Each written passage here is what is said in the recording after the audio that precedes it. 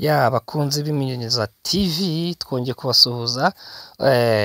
Harashize igihe kitari gito tutaza kubagezaho amakuru, ariko ni ukutwihanganira, ni ibihe tuba turimo tugira ngo tutunganye tubagezeho amakuru yizewe ya nyayo kandi aziwe, akorewe igihe cya nyacyo. nk'Iminyonyoza TV rero nk'uko bisanzwe ntabwo twatinda muri byinshi.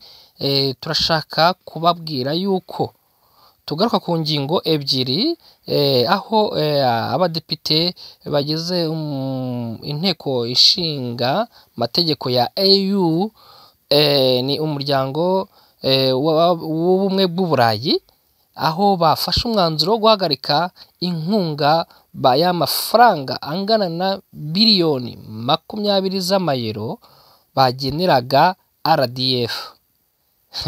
Ibi rero bije nyuma yaho hakomeje nyine amaraporo atandukanye n'ibimenyetso hirya no hino by'ukuntu RDF ariyo yateye igihugu cya Congo. Ni ibikorwa byinshi bigiye bitandukanye bagiye bagaragaza by'ukuntu RDF irimo izonga ndetse irimo ikora ibikorwa by'ubuteroriste ku isi, ndetse aba badepite bakaba babimburiye indi miryango n'ibihugu bitandukanye mu gufata umwanzuro wo guhagarika izi nkunga. Turagaruka mu kanya tubabwira se ido n'ido y'ibi bibazo no kuba bafashe iyi myanzuro. Turi busimbukire ni Kinshasa, aho umwambasaderi w'Ubufaransa yafashe umwanzuro wo gushyira byeruye mu majwi yuko leta y'u Rwanda na RDF yabo ari bo bari inyuma y'ibikorwa by'iyicarubozo birimo bibera muri Rucuro, ndetse bakaba bamaganye n'impfu z'inzirakarengane abaturage ba Congo batuye mu gace bita Ishi. Aho ni muri Rucuro, muri Kivu y'Amajyepfo, aho rwose bishe abaturage urupfu rusa nkaho ari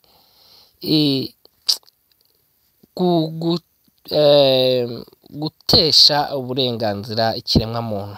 Rero ubu leta y'Ubufaransa ikaba yabyamaganiye kure. Turaza kubabwira n'ibikurikira muri ibyo byose. Wowe ba hafi y'Iminyonyoza TV ubundi tuguhe aya makuru yose ido n'ido. Ni nyuma mu kanya gato y'iki kirango cya Iminyonyoza TV.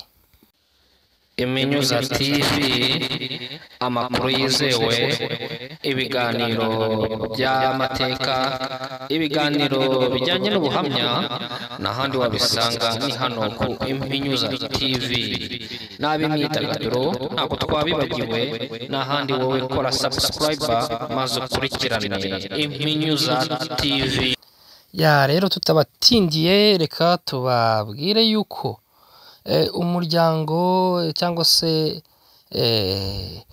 inteko ishinga amategeko ya EU, ni inteko ishinga amategeko y'ubumwe bw'uburayi y'abadepite, bafashe umwanzuro wo guhagarika biliyoni 20 z'amayero bateraga inkunga, cyangwa se uyu muryango wateraga inkunga RDF, ingabo za leta y'u Rwanda.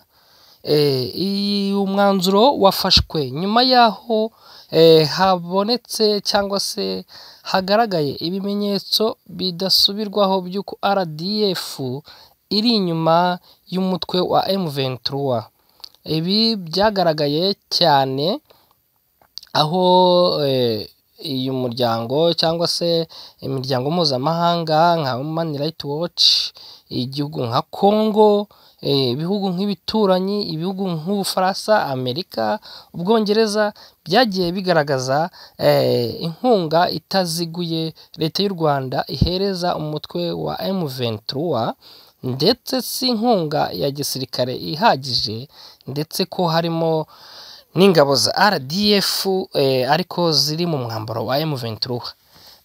Aba badepite rero bafashe uyu mwanzuro wo guhagarika iyi nkunga kubera ko RDF iyikoresha mu buryo bwo gukora iterabwoba inyuma y'imipaka y'u Rwanda, mu bihugu by'ibituranyi ndetse no muri Afurika muri rusange, aho tugenda tubabwira yuko n'inyuma muribuka neza hano ku Impinyuza TV twababwiye aho leta y'u Rwanda igenda aho iba igiye kugarura kuvuga ngo igiye kugarurayo umutekano, gufasha ibihugu bifite umutekano muke kugira ngo byongere biwubone, ahubwo leta y'u Rwanda iba yihishe inyuma y'ibyo byose by'umutekano muke muri ibyo bihugu kugira ngo ibashe kwinjizayo ingabo zayo, ibone uko ishimuta cyangwa itoteza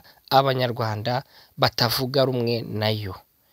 Mwarabyumvishe muri za Mozambique ndetse n'uyu muryango wa AU, aba badepite babigarukaho cyane yuko leta y'u Rwanda ingabo zayo zo muri Mozambique zirimo zikora ibikorwa byo gushimuta no gutoteza abanyarwanda b'impunzi bari muri icyo gihugu. Mbese ni imyanzuro yose yakusanyijwe, ibikorwa by'ibiteroriste RDF irimo igenda ikora inyuma y'imipaka y'igihugu cy'u Rwanda, aho byari bimaze kuba indengakamere byahomeye ku murari rero, aho baje gutera igihugu cya Congo baza kukibuza umutekano, bica abaturage b'inzirakarengane. Murazi intambara irimo irebera muri Kivu y'Amajyepfo. Uyu muryango wa AU rero wahafashe umwanzuro wo guhagarika izi biliyoni z'amaero nyuma y'aho M23 ikomeje kwica, guhohotera, kuvana mu byabo abaturage b'igihugu cya Congo. Leta y'u Rwanda yavuniye amatwi, yavuniye ibiti mu matwi nyuma y'ibi byose, igirwa inama ntiyumve, ariko amahanga igihe kirageze ko rwose ibikorwa ari byo bitangira gushyirwa mu ngiro. Hano ku Impinyuza TV twababwiye ko raporo ni nyinshi zirimo zirakusanywa, zirimo ziregeranywa, ndetse mu minsi ya vuba n'aba bajenerali barimo bakoze ibyaha by'icaruhozo, ibyaha by'ubwicanyi bw'intambara bagabye muri Repubulika Iharanira Demokarasi ya Congo, harimo abagiye boroshya iperereza nka ba James Kabarebe, muribuka n'uriya mugabo ninde ndamwibagiwe, ubwo yavugaga amagambo imbere y'abamotari yuko rwose burira Rwandair bakamanuka iyo bagakora akazi ubundi bakitahira. Ibyo rero ni ibintu byorohereje iperereza ku buryo gufatirwa ibihano ari nk'ako kanya, ariko nk'uko mubizi ibi bihugu bya AU, ibihugu nk'Ubwongereza, ibihugu nka Amerika, ni ibihugu cyane byiringiye leta y'u Rwanda, bagenda bayiha umutima yabo, barayibyifasha mu buryo bwose. Ariyo mpamvu harashize imyaka yose igera ku myaka itari munsi ya 30 amabi leta y'u Rwanda iyakora, ariko bikaba ubu ari cyo gihe. Inkono ihira igihe, ndetse ngo ntawumena amaraso y'umwana w'umuntu ngo apfe guhera. Iki ni cyo gihe ngo ubutabera buboneke. Rero uyu muryango wa AU turashimira byimazeyo twe nk'abanyarwanda, kuko iki ni cyo gihe ngo byibuze ubutabera butangwe. Turibaza yuko atari ibi bihano cyangwa se guhagarika aya mafaranga byonyine, ahubwo dukeneye no kumva hashyirwaho za mbarigo, ndetse na Kagame ubwe akahamburwa ubudahangarwa, tukabona irahe barimo basora za mandadare zo kumuta muri yombi. Kandi ntabwo ari inzozi, ntabwo ari inzozi nk'Iminyuza TV tuzi ko bigomba gushoboka. Ngaho rero nguko banyarwandakazi, leta y'u Rwanda irabyifata mute? Ni nyuma yaho inzara irimo inoganoga amafaranga yose agatsiko kayamariye mu ntambara zidafite icyo zimariye abaturage, ndetse murabona za Dubai, murabona mu bihugu by'Abarabu, iyo ngiyo muri Emirate, aho Perezida Kagame ubu ngubu akomeje gutunda umutungo w'igihugu awutunda ajya kuwuhishayo. Muramubona ejo bundi mu gikombe cy'isi aho yari ariyo, akavayo yiruka agaruka nyuma yaho M23 ingabo z'akarere zari zimaze kuyiha amasaha 28. Arimo aratunda imitungo y'igihugu ayijyanayo mu kwihisha. Ibi nido nk'Iminyuza TV tuzaza tukababwira neza uko byifashe n'ukuntu umutungo w'igihugu famiye ya Perezida Kagame ikomeje kuyitunda, ndetse tukaba twabwira n'intore zirimo zikoreshwa muri ya mabi cyangwa se mu kuza guhohotera no kwica abanyarwanda no kugerageza kugaragara muri za space kuri Twitter bavuga ibinyoma, ndetse banabizi neza kubera amaramuko baba bakeneye ko rwose igihe cyaba ari ikiko bakwikubita agashyi bakagarura, kuko amerwe yahiye mu isaho, aho kugira ngo uzarye ibikotsa wabiruka. Abanyarwandakazi ni ibyishimo byinshi cyane, ni intsinzi kuri Tshisekedi, bravo cyane. Kuri Twitter Dr Mikwege akaba yanashimiye umuryango wa AU kuba wafashe uyu mwanzuro wo guhagarika izi biliyoni za maero kugira ngo RDF igabanye ubukana bwayo mu gukora ubuteroriste mu karere, cyane cyane ubu aho bibasiye muri Repubulika Iharanira Demokarasi ya Kongo.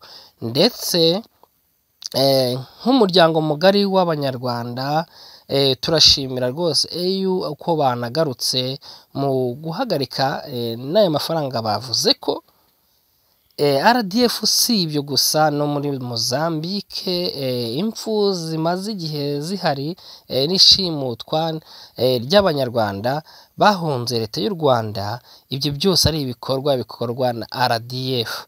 Ndetse babirebere ko no muri za Zimbabwe, Malawi, Zambia ko rwose ibyo bikorwa birimo bikorwayo, ndetse n'ubwicanyi bw'amarozi barimo bagenda bukora cyane muri abakobwa bakiri bato barimo bagenda bakorwa iyozabwonko kugira ngo bagende bice bagenzi babo cyangwa se abenegihugu babo babaziza ibintu bitumvikana.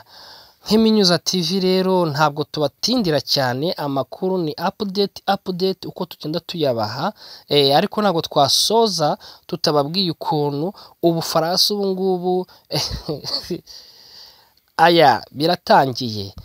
Ubu mbiciye muri ambasaderi w'Ubufaransa i Kinshasa, Ubufaransa bwamaganye byimazeyo RDF na M23 mu bikorwa by'iyicarubozo by'ubuteroriste barimo bakorera muri Repubulika Iharanira Demokarasi ya Kongo, muri Kivu y'Amajyepfo, aho ni Kivu y'Amajyepfo n'Amajyaruguru. Ariko ubu muri bino bihe iri tangazo ryagaragaje aho Irucuro ubu ngubu barimo bagabayo ibitero, barimo bica abaturage babakorera genocide, gisa nka genocide, ndetse Ubufaransa bukaba bwabyamaganye bivuye kure, babicishije muri ambasaderi wabo uri i Kinshasa, ndetse bakaba bahamagarira MONUSCO gukoresha ingufu zose zishoboka bagahagarika abo bateroriste barimo bica abaturage, babica impfu ziteye ubwoba, impfu zitari zo kumva ko ari zitesha agaciro ikiremwa muntu. Banyarwandakazi, nababwira nti namwe muri mu gihugu Banyarwanda, aha ni ahanyu ho kugira ngo mufatanye n'amahanga, mufatanye n'ibihugu by'akarere, mufatanye n'abapfakazi n'impinja. RDF, FPR Kagame bakomeje kugenda amarira yabo barimo babagira imfubyi, amarira yabo. Muze banyarwanda tubafashe kubahanagura aya marira, dore ko twebwe yacu ashokera mu nda. Muze duhaguruke dushyiraho akacu. Turabwira abari mu gihugu ko mukwiye guhaguruka namwe mugashyiraho akanyu, dore amahanga yakomeje kugira yamagana kure n'iyi nzara n'ibyo bibazo byose bihari, nta handi biva n'ibi bikorwa bibi bya leta y'u Rwanda. Ngayo rero ko nakagaruka ku Impinyuza TV, we kora subscribe, ubundi amakuru ubu nicyo gihe. Ku Impinyuza TV turagenda tubaha amakuru ku yandi, ku byo utazi n'ibyo udasobanukiwe. Twandikire ku email yacu, urayibona aho hasi cyangwa muri comment, na nimero ya telefone urimo urayibonaho. Mutwandikire ubundi dukomezanye ibiganiro. Impinyuza TV, amakuru yizewe, ibiganiro by'amateka, ibiganiro bijyanye n'ubuhamya, n'ahandi wabisanga ni hano ku Impinyuza TV. N'ab'imyidagaduro ntabwo twabibagiwe, n'ahandi wowe kora subscribe maze ukurikirane Impinyuza TV.